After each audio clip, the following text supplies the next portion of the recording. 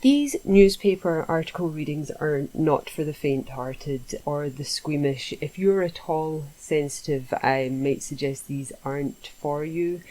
If in doubt, check the description below. It'll tell you which topics are covered in this particular episode.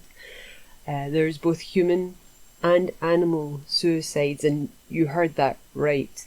There's also horrific descriptions of injuries, as well as the deaths of youngsters. So don't do it to yourself if you're prone to nightmares, is all I'll say right now. Not all the articles are horrible. Some of them are uplifting, some of them show incredible bravery and heroism. There are near misses.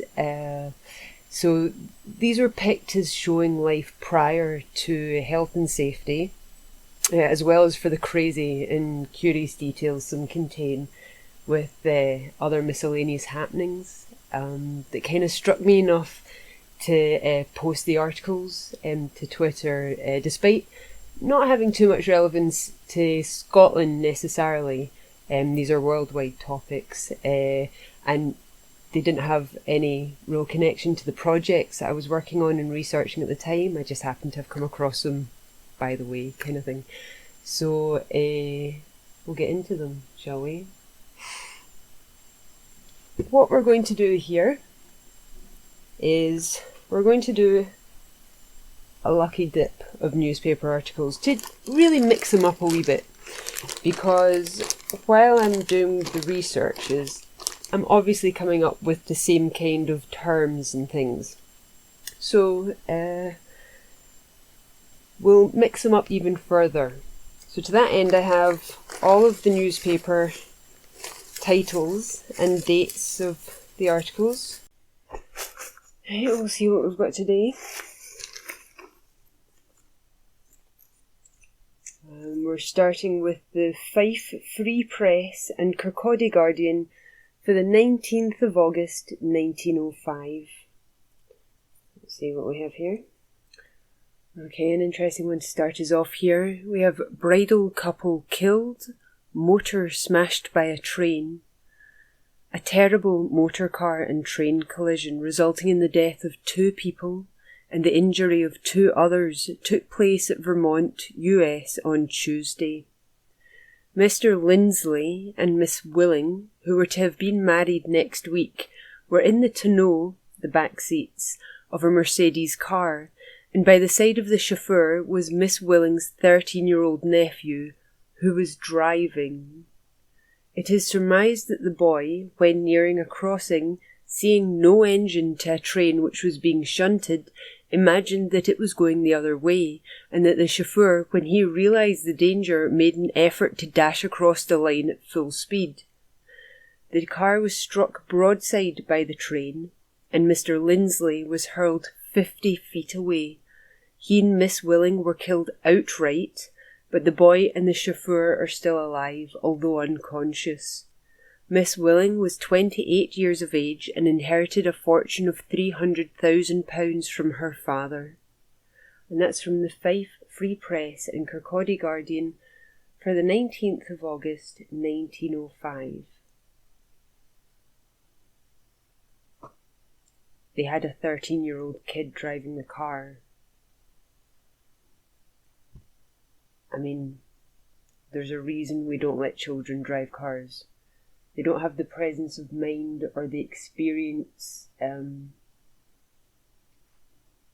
not do that and end up in that situation.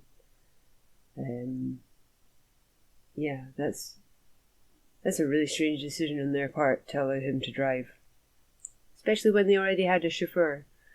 I don't know.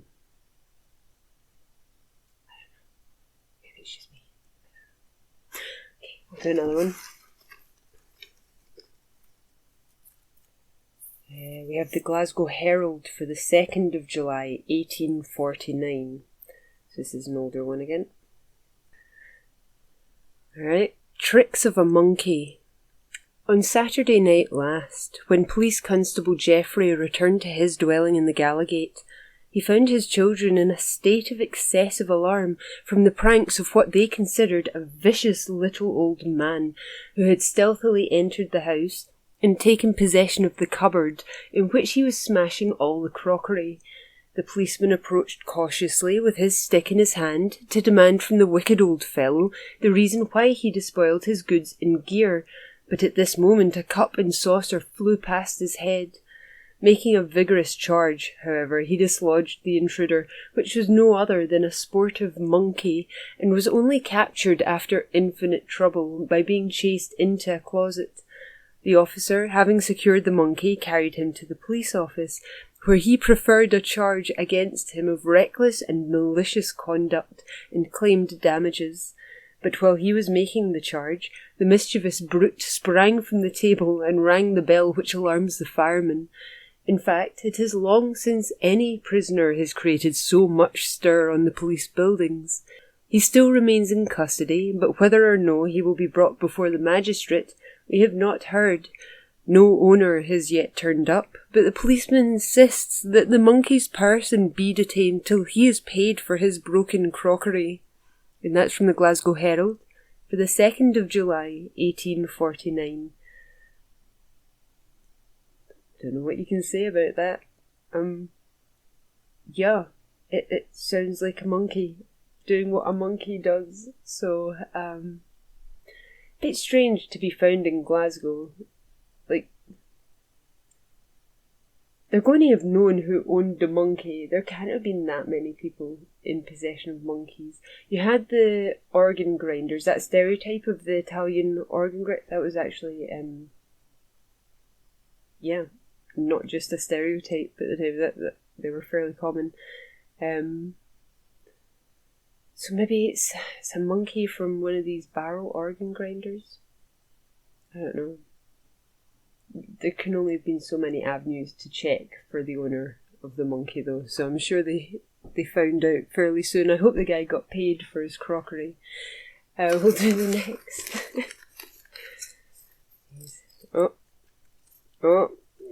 Three Dunter. Okay, so this will maybe end us in. We have the Edinburgh Evening News for the 30th of April 1906. The same paper again for the 1st of May 1906. And the Strathern Herald for the 5th of May 1906. So we'll see what this has in store for us. Alright, so we have here Madman runs amok on an anchor liner. Hose versus revolver. An alarming occurrence took place on board the anchor liner Columbia as she lay at the tail of the bank this morning before proceeding to Glasgow. An Italian emigrant who was refused permission to land at New York and who returned on board to this country ran amok with a loaded revolver, wounding one of the firemen. The Columbia arrived at the anchorage off Greenock last night, and, fortunately, the great majority of the passengers landed there and proceeded to Glasgow by train, the crew being left to deal with the madman. It appears that the Italian, after visiting the captain in his cabin, went and got his revolver. With this, he menaced the members of the crew, who ran forward out of his track. He then proceeded to the engine room and started firing his revolver. A hose was procured and the water played on him, he keeping firing all the time. At length one of the shots struck the nozzle of the hose, and the fireman, who had it in his hand, immediately dropped it. There was great excitement on board, the crew dodging the shots and attempting to come to close quarters with the maddened Italian.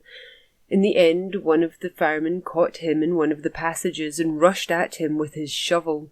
He struck him in the face, and the force of the blow knocked him over, the fireman falling on top of him. The two men grappled with each other, and the Italian, catching the fireman by the leg, drew his knife and slashed him on the side, inflicting a somewhat serious wound. The madman was then secured and placed in irons. At 2 o'clock this morning, the Columbia proceeded on to Glasgow. This is then followed up in the same newspaper, the revolver shooting on an Atlantic liner. At the Marine Police Court, Glasgow, today, Milro Benak, a Hungarian, was remitted to the sheriff on a charge of firing shots from a revolver and cutting or stabbing a fireman named Black on board the anchor liner Columbia at Greenock yesterday. Benak, who is 23 years of age, had been declared sane. He followed the court proceedings intelligently. His appearance was dejected. Both eyes were discoloured, his right cheek bruised and the left hand bandaged. In America, he was employed as an iron worker and says he is a total abstainer. We then have the last article in this story from the Strathearn Herald. Exciting scene on anchor liner. Mad Russian runs amok. A steerage passenger on board the anchor liner Columbia, which had just arrived at Greenock from New York, ran amok on Monday morning and fired a number of shots at the crew and passengers. He then went to the stokehole and attacked one of the firemen with a knife, inflicting an ugly wound. Ultimately, he was overpowered and when the Columbia reached Glasgow, was handed over to the police. He is a Russian named Milro Benak. And that's from the Strathearn Herald, 5th of May, 1906, the previous papers being the Edinburgh Evening News for both the 30th of April and the 1st of May, 1906. So he started out as an Italian, became Hungarian and ended up Russian.